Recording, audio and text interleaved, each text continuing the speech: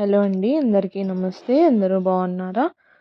Odean కిచెన్స్‌కి స్వాగతం అండి. Odean అంటే ఓల్డెన్ డేస్ న్యూట్రిషన్ ఛానల్ నాది.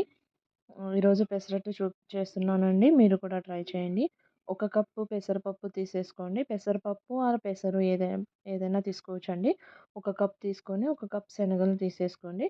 ఒక కప్ రైస్, హాఫ్ కప్పు సగ్గుబియ్యం అండి. కొంచెం ఒక స్పూను మెంతులు కూడా వేసుకొని ఒక మంచిగా ఒక 3 టైమ్స్ వాష్ చేసేసి మళ్ళీ వాటర్ పోసేసుకొని నానబెట్టేసేయండి.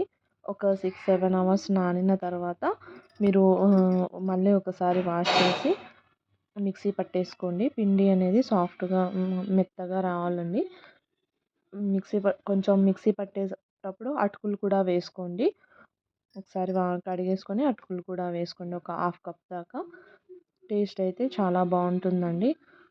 చూడండి సాఫ్ట్‌గా మిక్సీ పట్టేసుకొని పిండి కొంచెం సాల్ట్ వేసి దోస బ్యాటర్ లాగా కలిపేసుకొని మీరు అప్పటికప్పుడు కూడా వేసుకోవచ్చండి. చాలా వస్తాయి. అప్పటికప్పుడు కూడా వేసుకోవచ్చండి, మీ ఇష్టం.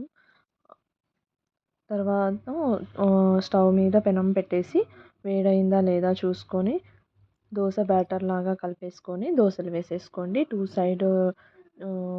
ఒక సైడ్ వేగాక నెక్స్ట్ సైడ్ టర్న్ చేసుకోండి. కొంచెం అల్లం ముక్కలు, పచ్చిమిర్చి అవి కూడా వేసుకొని చేసుకోవచ్చండి. నేను నార్మల్గానే చేశాను.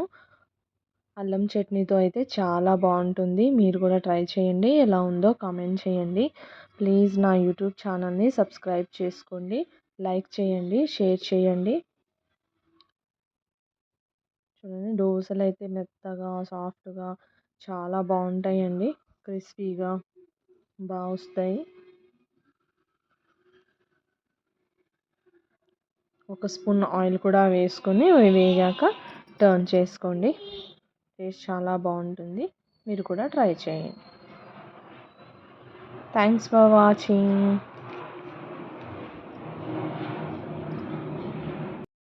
నా యూట్యూబ్ ఛానల్లో బొబ్బర్ల దోశలు, రాగి దోశలు ఆ వీడియోస్ కూడా ఉన్నాయండి. చూడండి. Thanks for watching.